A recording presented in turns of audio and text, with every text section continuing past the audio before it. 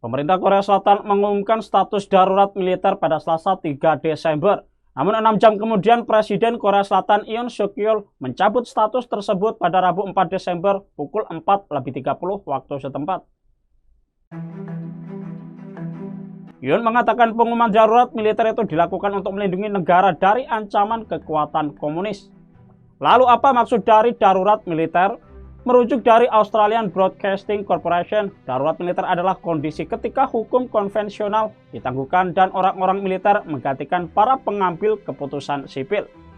Adapun dikutip dari Cambridge Dictionary, darurat militer atau martial law adalah pengendalian suatu kota, negara, dan lain sebagainya oleh tentara bukan pemimpin biasanya. Darurat militer ini biasanya dilangsungkan ketika terjadi perang atau keadaan darurat. Di Indonesia, dasar hukum yang mengatur pemberlakuan darurat militer adalah Peraturan Pemerintah Pengganti Undang-Undang atau Perpu Nomor 23 Tahun 1959 tentang keadaan bahaya.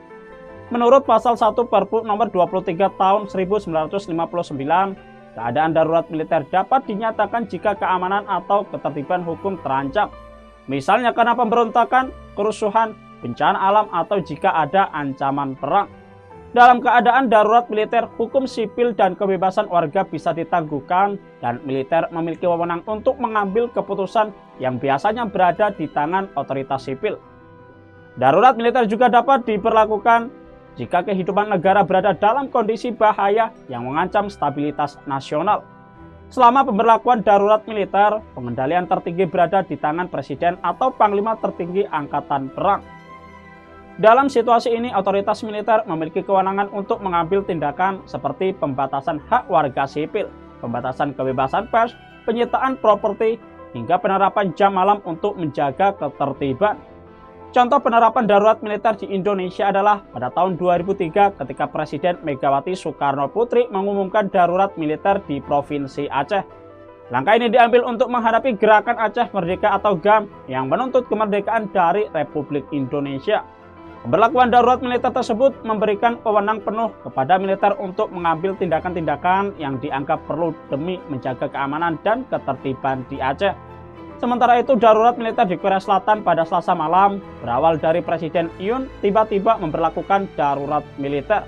Keputusan Yoon didasari kebuntuan pemerintahannya dengan Partai Demokrat mengenai rancangan anggaran tahun depan serta adanya upaya yang dipimpin Partai Demokrat untuk memakzulkan 3 jaksa tinggi.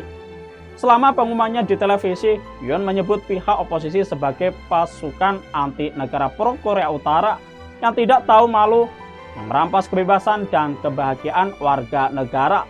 Namun darurat militer tersebut hanya berlaku selama sekira 6 jam karena Majelis Nasional memilih untuk membatalkan keputusan Presiden. Deklarasi tersebut secara resmi dicabut sekira pukul 4.30 pagi pada hari Rabu selama rapat kabinet.